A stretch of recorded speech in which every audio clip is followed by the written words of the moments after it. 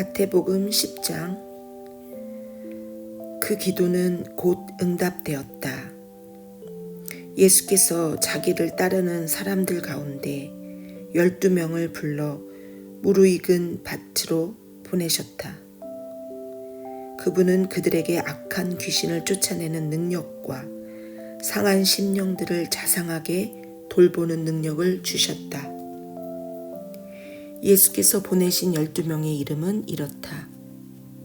시몬, 사람들은 그를 베드로, 곧 바위라고 불렀다. 그의 동생 안드레, 세베대의 아들 야고보, 그의 동생 요한, 빌립, 바돌로메, 도마, 세금 징수원 마태, 알페오의 아들 야고보, 다데오, 가나안 사람 시몬, 가롯 유다, 나중에 그분에게 등을 돌린 자다. 예수께서 12명의 추수할 일꾼을 보내시며 이렇게 당부하셨다. 믿지 않는 자들을 회심시키려고 먼 곳부터 다니지 마라. 공공연한 적과 거창하게 싸우려 들지도 마라. 바로 여기 가까이 있는 잃어버린 사람들, 혼란에 빠진 사람들한테 가거라. 그들에게 하나님 나라가 여기 있다고 말하여라. 병든 사람들에게 건강을 되찾아주고 죽은 사람들을 다시 살려주어라. 버림받은 사람들을 만져주어라. 귀신을 쫓아내어라. 너희가 후한 대접을 받았으니 너희도 후하게 살아라. 시작하기 전에 모금 행사를 벌여야겠다고 생각하지 마라. 너희에게는 많은 준비가 필요 없다. 너희 자신을 준비하여라. 하루 세 끼 먹을 것만 있어도 너희는 이 일을 계속할 수 있다. 짐을 가볍게 하고 다녀라. 어떤 성읍이나 마을에 들어가거든 굳이 고급 여관에 묵지 마라. 수수한 사람들이 사는 적당한 곳을 찾아가 떠날 때까지 그곳으로 만족하여라. 문을 두드릴 때는 정중히 인사하여라. 그들이 너희를 맞아들이거든 예의 바르게 이야기를 나누어라. 너희를 맞아들이지 않거든 조용히 떠나라. 소란 피울 것 없다. 무시해버리고 너희의 길을 가면 된다. 심판날에 그들은 틀림없이 크게 후회하겠지만 그것은 지금 너희가 신경 쓸 일이 아니다. 늘 정신을 바짝 차려라. 내가 너희에게 맡기는 일은 위험한 일이다. 너희는 이리떼 속을 달려가는 양과 같으니 너희에게 시선이 쏠리지 않게 하여라. 뱀처럼 영리하고 비둘기처럼 순수하여라. 세상을 몰라서는 안 된다. 어떤 사람들은 너희의 동기를 비난할 것이고 어떤 사람들은 너희의 평판을 더럽힐 것이다. 단지 나를 믿는다는 이유만으로 그렇게 할 것이다. 그들이 너희를 법정으로 끌고 가더라도 당황하지 마라. 그들은 자기도 모르게 너희와 나에게 호의를 베푼 것이다. 너희에게 천국 소식을 전할 무대를 만들어준 것이다.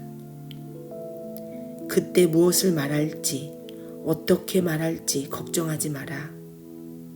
꼭 맞는 말이 떠오를 것이다. 너희 아버지의 영이 필요한 말을 주실 것이다.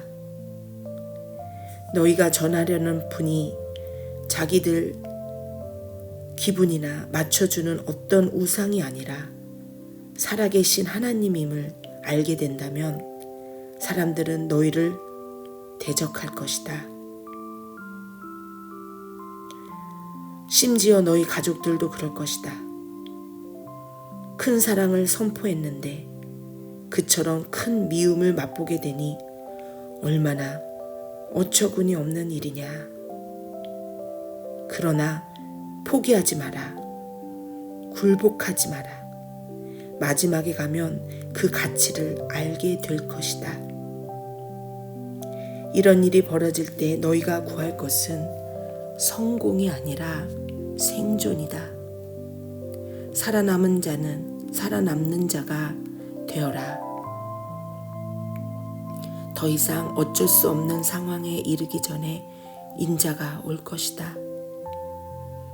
학생이 선생보다 더 나은 책상을 쓸 수 없다. 사원이 사장보다 돈을 더 벌지 못한다. 너희는 내 학생이요 내 추수할 일꾼이니 나와 똑같은 대접을 받거든 만족하여라. 아예 기뻐하여라. 그들이 주인인 나를 똥 묻은 화상이라고 부르는데 일꾼들이야 더 무엇을 바라겠느냐. 겁먹지 마라. 언젠가는 모든 것이 밝혀져 모든 사람이 일의 진실을 알게 될 것이다. 그러니 드러내놓고 진리를 말하기를 주저하지 마라. 괴롭히는 자들이 허세를 부리며 위협한다고 해서 침묵해서는 안 된다. 그들이 너희 존재의 중심인 너희 영혼에 할 수 있는 일이란 아무것도 없다. 너희는 너희 삶 전체 몸과 영혼을 그 손에 붙잡고 계시는 하나님만 두려워하면 된다. 애완용 카나리아의 값이 얼마더냐? 푼돈이 아니냐? 그러나 하나님은 그 새에게 일어나는 일을 너희가 신경 쓰는 것보다 더 신경 쓰신다. 그분께서 너희에게는 더 정성을 쏟으신다. 세세한 것까지 일일이 돌보시며 심지어 너희의 머리카락까지 다 세신다. 그러니 괴롭히는 자들의 이런저런 말에 겁먹지 마라. 너희는 카나리아 수백만 마리보다 더 귀하다. 세상의 여론에 맞서 내 편을 들어라. 그러면 나도 하늘에 계신 내 아버지 앞에서 너희 편을 들 것이다. 너희가 겁이 나서 달아난다면 내가 너희를 감싸줄 것 같으냐? 내가 삶을 편안하게 해주려고 왔다고 생각하지 마라. 나는 갈라서게 하려고 왔다. 아들과 아버지, 딸과 어머니, 며느리와 시어머니 사이를 분명하게 갈라서게 하려고 왔다. 가족 간의 편안한 인연을 갈라놓아서 너희로 하여금 하나님을 위해 자유롭게 되게 하려고 왔다. 좋은 뜻을 가진 너희 가족이 최악의 원수가 될 수 있다. 나보다 자기 아버지나 어머니를 더 좋아하는 사람은 내게 합당하지 않다. 나보다 아들이나 딸을 더 좋아하는 사람은 내게 합당하지 않다. 물불을 안 가리고 끝까지 나와 함께 가지 않는 사람은 내게 합당하지 않다. 너희의 1차 관심사가 자신을 챙기는 것이라면 너희는 절대로 자신을 얻지 못할 것이다.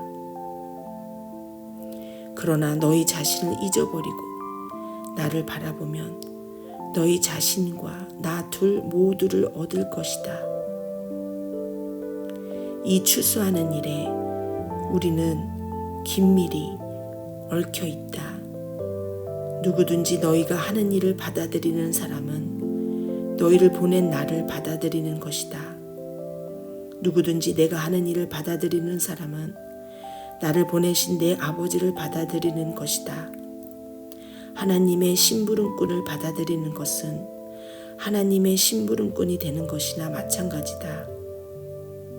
누군가의 도움을 받아들이는 것은 누군가에게 도움을 베푸는 것이나 다름없다. 내가 너희를 부른 일은 큰 일이지만 주눅들 것 없다.